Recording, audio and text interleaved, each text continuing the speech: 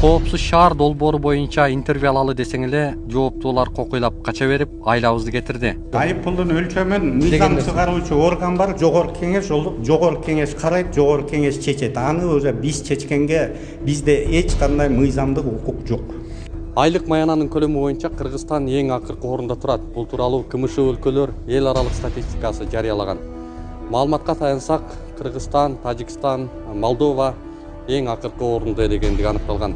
Бирок биз азыр Кыргызстандагы эң жогорку айлык маян алган мамлекеттик кызматкерлер, эл өкүлдөрүнүн мекемесинде турабыз.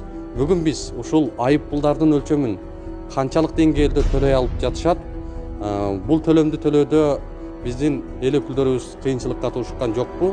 Мунун баарын сиздер менен биргеликте сурамжылоо жүргүзөбүз. Акыркы жолу канча төлөдүңүз? Мен төлөгөн жокмун. Жакындарыңыз? Мен төлөгөн жок. Анткени мен мыйзам бузбайм да. Таптакыр жакындарыңыз да төлөгөн Вообще жок. бузган жок. Могу айып пулдар боюнча айтып коесузбу агай? Жооп берип койбойсузбу эми? Мен төлөгөн жокмун. Мен машина айдабайм. Жакындарыңыз сизге таандык унаалар канча айып пул төлөдү? Менин кыздарым айдайт. Канча нарушение этпейт бирөөсү 1 жылда 3 000 төлөйт окшойт. Мен нарушение кылбайм мен. Мен өзү негизги адистик транспорттукмун. Бир да жол нарушение деп бериңизби? Же бир жолу нарушение болуптур. Это баягы передвижной мен көргөн эмес экенмин.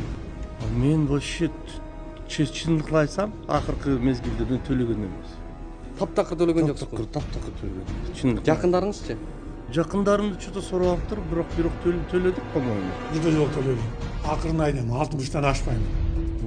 Жакындарыңыз канча төлөдү? Я, Жакындарыңыз. билбейм бирдеке. Ушул айып пул азбы же көппү? Өлчөмү негизи. Ошо мындай тартип кылыш үчүн көп эмес. Жакшы эле, Жакшы эле. Негизи сиз акыркы жолу канча айып пул төлөдүңүз? Төлөй элем. Мен кайла бузган жок. Кээ бирлери кымбатыраак да, бирок кээ бирлери баягы адам өмүрүнө коркунуч алып келгендерди биз катуу кармашыбыз керек. Андан эми башка жеңилдете турган жагдайлар бар ал жерде. Сиз канча жол төлөдүңүз акыркы жолу?